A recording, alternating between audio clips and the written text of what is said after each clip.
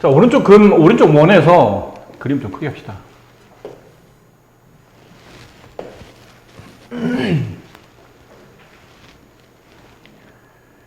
부채꼴 AOD의 넓이, 여기를 말합니다. 여기 넓이. 자, 그 넓이를 구하시오인데, 이 부채꼴 넓이를 구하려면 반지름을 알아야 되지 않나요? 아니면 반지를 모르면 하다못해 비례라도 알고 있어야 돼요. 근데 보시면 여기 있는 이 부채꼴은 나와 있어요. 그러니까 이건 반지름이 아니고 아마 비례에 관련된 문제인 것 같아요. 여기 중심각이 40도일 때 그때 부채꼴의 넓이는 6이죠? 그럼 내가 알고 싶은 거는 여기 넓이를 알고 싶은 거잖아. 아니면 비례식 뭐 이렇게 세우셔도 괜찮고요. 여기 중심각을 x라고 합시다. 이 중심각을 모르니까. 넓이는 보통 줄여서 s라고 많이 표현하니까 s라고 합시다. 그럼 40도와 x라는 중심각의 비율은 여기 6대 s 이렇게 되는 거 이해되실까요?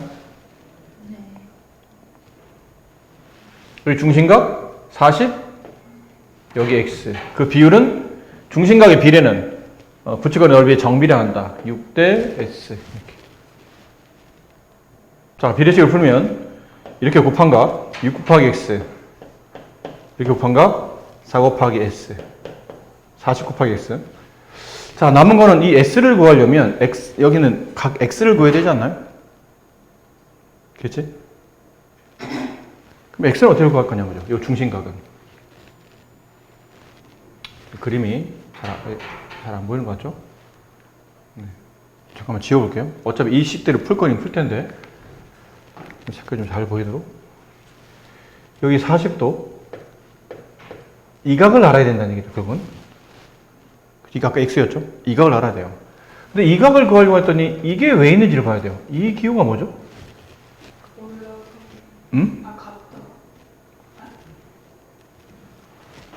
여기 있는 선 위에 화살표.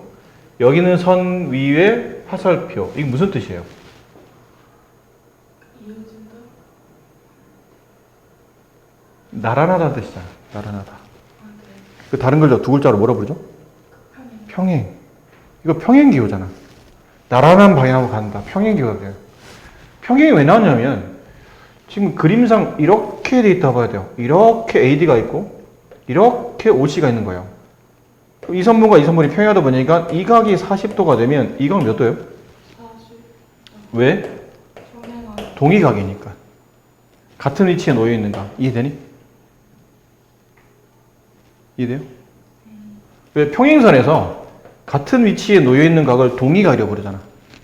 근데 평행선에서의 동의각 크기는 서로 같다고 배웠으니까 이 각이 40도가 되겠죠. 자, 그 다음에 이 선분의 길이는 서로. 이걸 세 글자로 원에 뭐라 부르죠? 이거. 중심에서 이쪽까지 거리. 세 글자로. 반지름. 이건 뭐예요? 이것도 반지름이잖아. 그럼 원에서 두 반지름 길이는 서로 같겠죠. 그럼 이 삼각형 무슨 삼각형이에요? 정삼각. 아니지. 변 두 개 같잖아. 두 변의 길이 같은 삼각형. 이등변 삼각형. 이등변 삼각형은 두 변이 내려가서 만들어진 두 밑각하게 서로 같죠. 이게 40이면 여기도 40도가 돼요. 그럼 이 각도는 몇 도 남죠? 100도가 남아요. 이거 세 개 합쳐서 180이 돼야 되니까. 그럼 아까 한 것처럼 비례식을 세우면 돼요. 40도일 때와 100도일 때 두 중심각의 비례는 부채꼴 넓이에 정비례한다. 부채꼴의 넓이는 오른쪽에 있는 게 6, 왼쪽에 있는 게 그냥 S라고 합시다. 모르니까. 근데 이런 걸 계산하기 전에 미리 약분하는 게 좋지 않을까요? 10 약분하면 4대 10이 남고 다시 2로 약분하면 2대 5가 남겠죠. 2대 5는 6대 X, 6대 S. 그럼 비례식 30, 2S. 2S는 30, 따라서 S는 15. 부채꼴 AOD의 넓이를 S라고 잡았으니까 이 넓이는 15가 된다. 15, 뭐 단위를 붙이자면 15제곱센티미터 이렇게 쓰시면 되겠죠. 부채꼴과 활꼴이 같아지는 경우는 무슨 동이라고 그랬죠?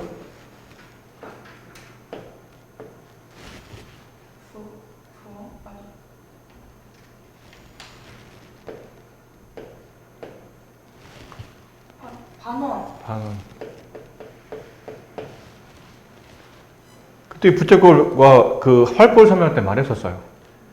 이 반원일 때는 여기 중심이 있어야 되겠죠? 이게 부채꼴로 설명 가능해요. 부채꼴의 뜻은 두 개의 반지름과 호로 이루어져 있는 도형. 부채꼴로 설명한 이 반원은 부채꼴로 설명이 돼요. 근데 이게 활꼴로도 설명이 돼. 활꼴의 정의는 원 위에는 두 개의 점을 연결한 선분, 현과 하나의 현과 그 다음에 호로 이루어져 있는 도형, 활꼴. 결론은 반원일 때는 부채꼴로도 설명되고 활꼴로 설명이 돼요. 따라서 부채꼴인 동시에 활꼴인 케이스는 반원이고 반원의 중심과 크기를 구하라는 얘기예요. 몇 도죠? 180도. 이렇게 되는 문제죠.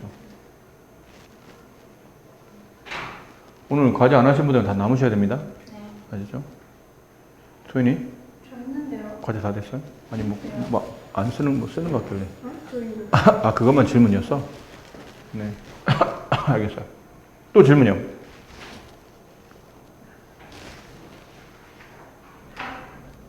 응? 6번.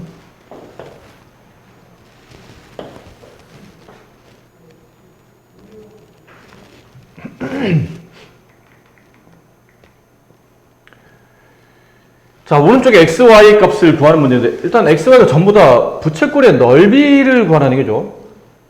그럼 이렇게 보시면 되겠네요. 여기가 지금 20도, 여기 60도. 근데 60도는 다 나와 있잖아. 중심각도 나와 있고 부채꼴의 넓이도 나와 있고. 그러니까 얘를 가지고 이쪽이나 이쪽을 구해줘야 될 것 같아요. 근데 이쪽은 쉬워. 60도에서 20도로 중심각이 나누기 3이 되죠.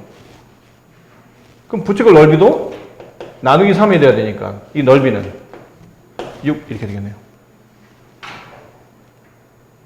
너무 어렵게 볼 필요 없어요. 다시 말하지만 얘네 둘은 중심각 하나의 원에서 중심각끼리 비례하는 거는 그 비례는 부채꼴의 넓이도 똑같이 비례한다고 그랬죠. 정비례한다. 그렇잖아요. 그럼 비례식을 세워도 괜찮아요.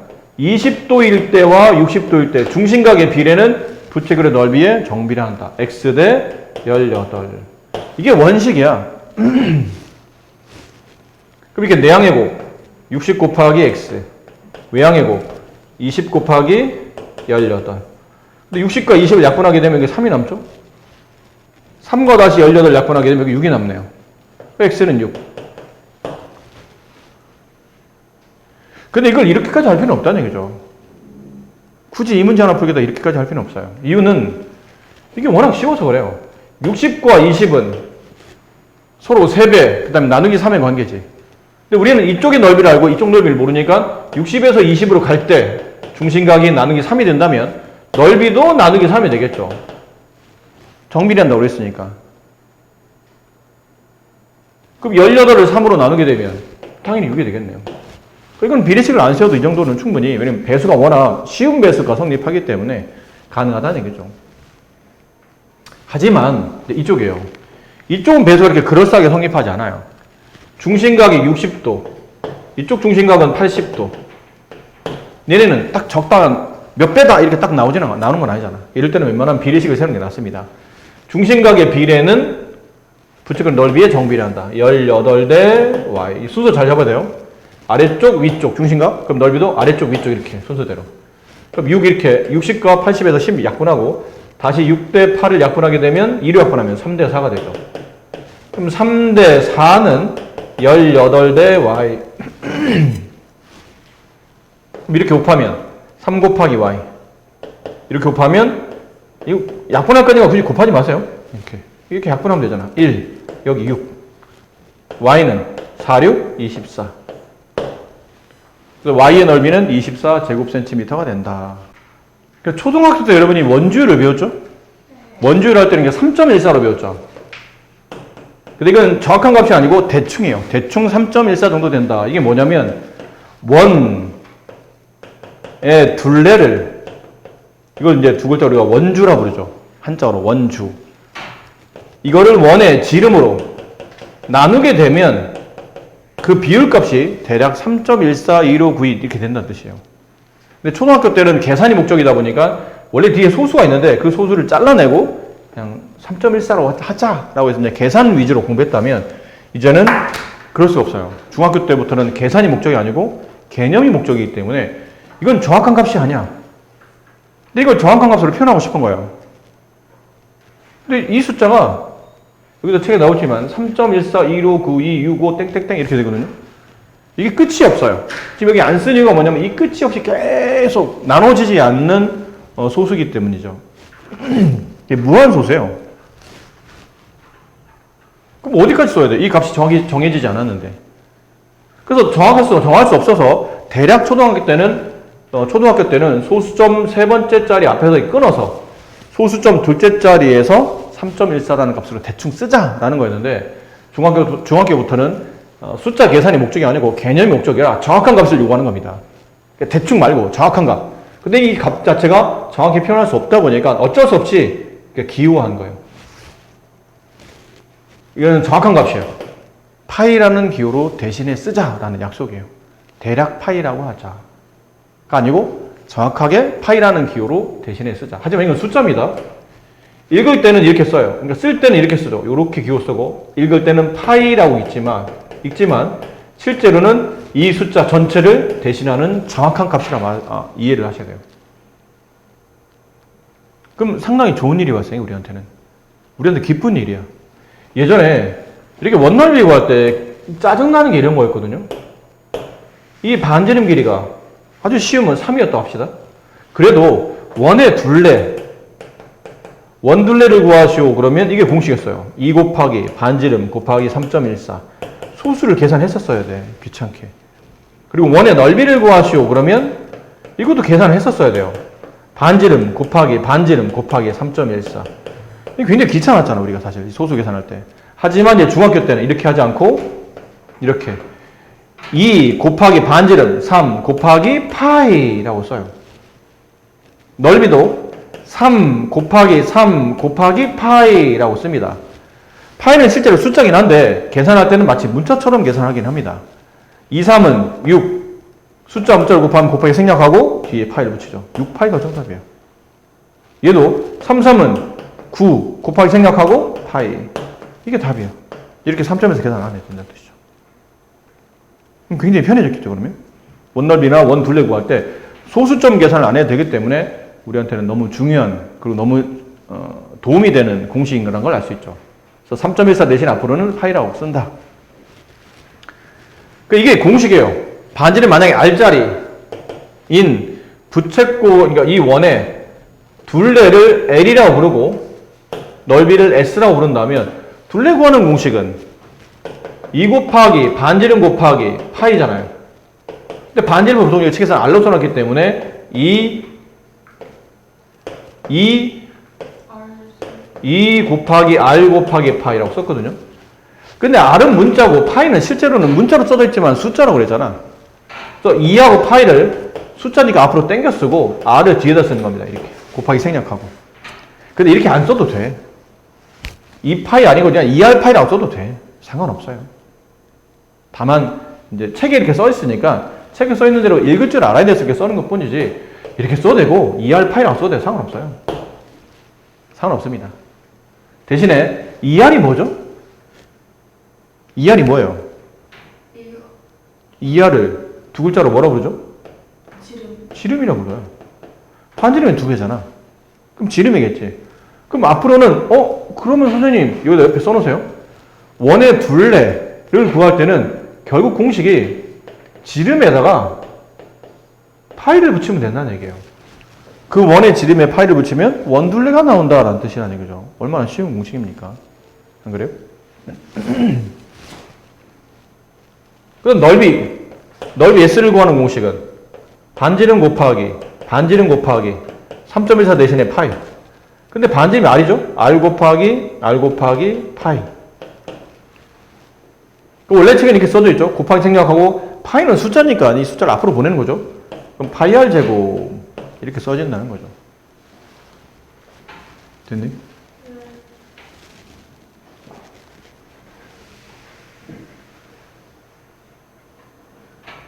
근데 뭐 이거를 R 제곱 파이라 써도 상관없어요. 네. 보통 이 책에 이렇게 써 있는데 이렇게 써도 상관없어요. 그럼 쓰고 나서 보니까 R 제곱이 뭐죠? 반지름을 2번 곱하라는 얘기죠. 반지름을 제곱한 다음에 거기다 파이만 붙이면 원넓이가 나온다라는 거죠. 저 기호를 영어로 볼 줄 알아야 되겠지만 뭐 간단하게 풀면 한글로 표현하면 저렇게 된다는 얘기죠. 어려운 공식이 아니라는 얘기가 굉장히 쉬운 공식이 된다는 뜻이지. 자, 이제 해봅니다. 자, 이 문제를 하나 가지고 둘 다 풀어볼게요.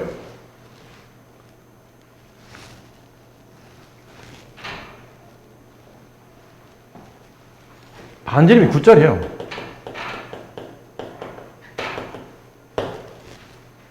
이렇게 되어 있는 이 원에 둘레를 구하시오. 둘레 구하는 공식이 뭐라고 그랬죠? 지름에다가 파이를 붙여요. 반지름이 9네? 그럼 지름 얼마죠? 18이겠죠. 저기 2배니까. 이게 둘레요. 끝났네요. 그럼 원의 넓이는 반지름을 제곱한 다음에 파이를 붙이면 된다며? 반지름 9의 제곱 파이. 정답은 81파이. 얼마나 쉽습니까? 최근에 이거보다 쉬운 수학도 거의 없어요. 굉장히 쉬워졌죠. 괜찮아요? 원 배웠으면 부채꼴이에요. 이유는 부채꼴이라는 게 실제로는 이 부채꼴이라는 게 실제로는 원의 일부분이죠. 피자 생각하면 돼. 피자 얘들아. 피자. 원은 피자 한 판이야. 부채꼴은 그 피자의 일부 조각을 말하는 거죠. 이렇게. 자, 그러면 이렇게 설명할까요? 선생님, 여기는 이 부분, 이걸 뭐라고 부르냐면 부채꼴의 호의 길이라고 부르죠. 자, 잠깐만 집중해 보세요. 잠깐만 보세요.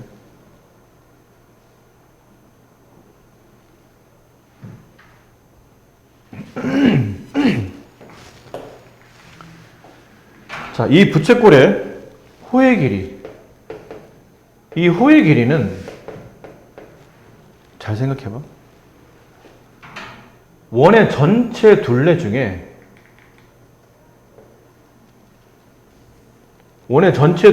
일부분이지. 그치? 근데 이 일부분 어떻게 계산하냐는 거죠. 원의 둘레를 다 가지고 있는 게 아니고 원의 둘레 일부분을 가지고 있는데, 그럼 호의 길이를 구하는 공식은 간단히 말하면 원의 둘레를 구한 다음에 원의 둘레의 일부분을 계산하면 돼요. 일부분. 원 전체가 아니고 원 전체 일부분이잖아. 그치? 근데 이 일부분이라는 게 뭐라고 해석이 되냐면 이 호의 길이는 중심각의 크기에 정비례한다고 배웠지 않나요? 네. 그럼 여기는 이 호의 길이는 실제로 전체 중심각을 360을 봤을 때 여기 호 안에 포함되는 이 중심각 크기를 만약 x라고 한다면 전체 중심각 360도 중에 저 x의 크기만큼 우리는 호의 길이를 계산할 수 있을 거라는 얘기예요. 따라서 이게 공식이에요. 부채꼴 호 길이 구하는 공식은 원의 둘레 곱하기 360분의 중심각. 이게 이 공식이에요. 여기 있는 거. 이게 원의 둘레 곱하기 360분의 중심각이라는 뜻이에요. 그러면 부채꼴의 호의 길이가 나온다는 얘기죠.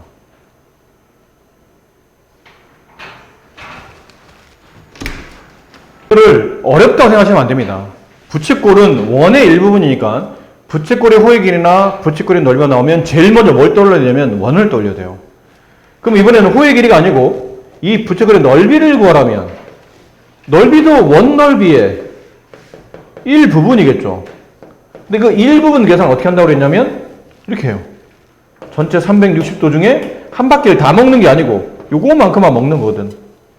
한 바퀴를 뺑 돌아서 원을 다 먹는 게 아니고 요만큼만 먹는 거니까 360도 중에 내가 먹는 거는 이만큼입니다 라는 표현으로 중심과 크기만큼을 곱하시면 돼요. 그럼 얘도 원의 넓이, 부채꼴의 넓이지만 실제는 원 넓이를 알아야 된다는 얘기죠. 원 넓이 곱하기 360분의 중심각. 그 부채꼴의 호의 길이, 부채꼴의 넓이는 전부 다 뭐가 중요하다? 원이 중요하다. 알겠죠? 그러니까 머릿속에 이 개념이 있어야 돼요. 부채꼴의 호의 길이든 부채꼴의 넓이든 부채꼴은 원 곱하기 360분의 중심각. 네, 이 개념이 있어야 돼요. 원 곱하기 360분의 중심각. 근데 만약 호의 길이가 나오면 그때는 원의 둘레로 바뀌는 거고 부채꼴의 넓이가 나오면 그때는 원 넓이 이렇게 따라서 붙이시면 돼요. 그죠? 원 곱하기 360분의 중심각. 이걸 잊지 않으셔야 됩니다.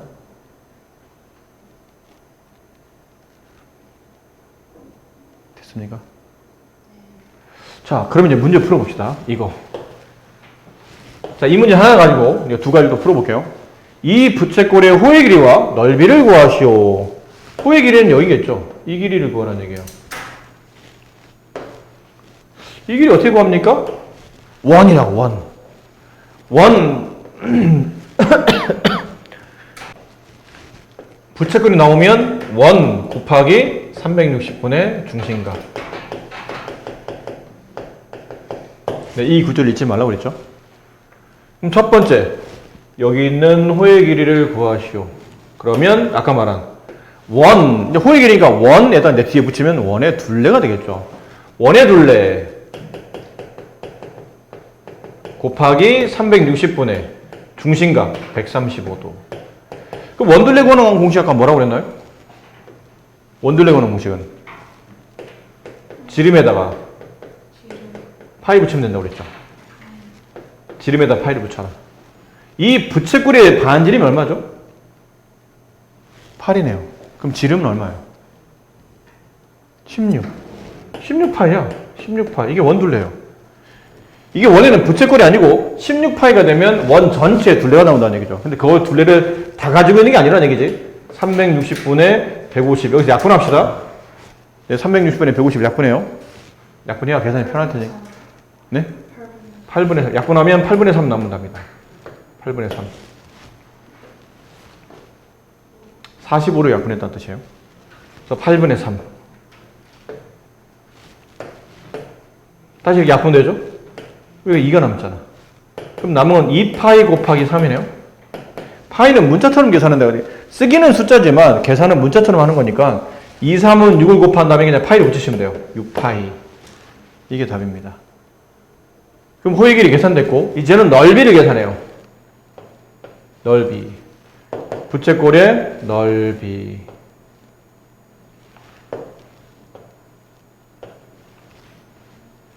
그럼 부채꼴 넓이는 말했잖아. 원이라고. 원 넓이 곱하기 360분의 135. 아까 원 넓이 구하는 공식 뭐라고 그랬나요?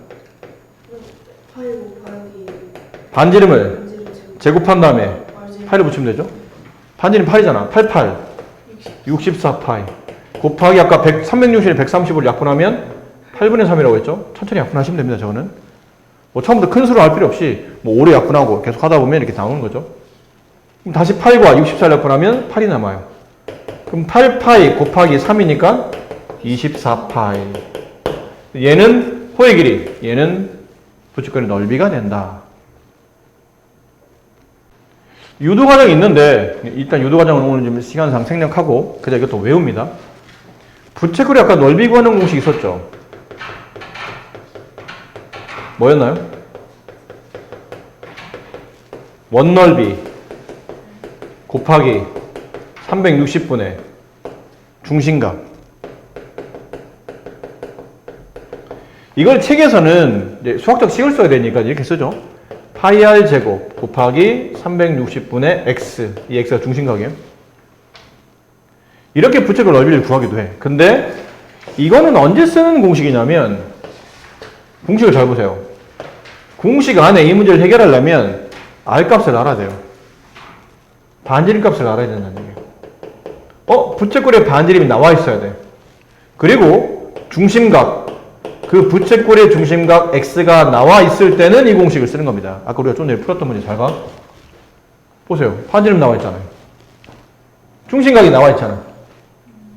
그러니까 좀 전에 이 공식을 썼던 거예요. 넓이를 구하시오. 그러면 이 공식. 원넓이 곱하기 360분의 중심각을 썼었는데 이번에는 반지름은 나와 있어요.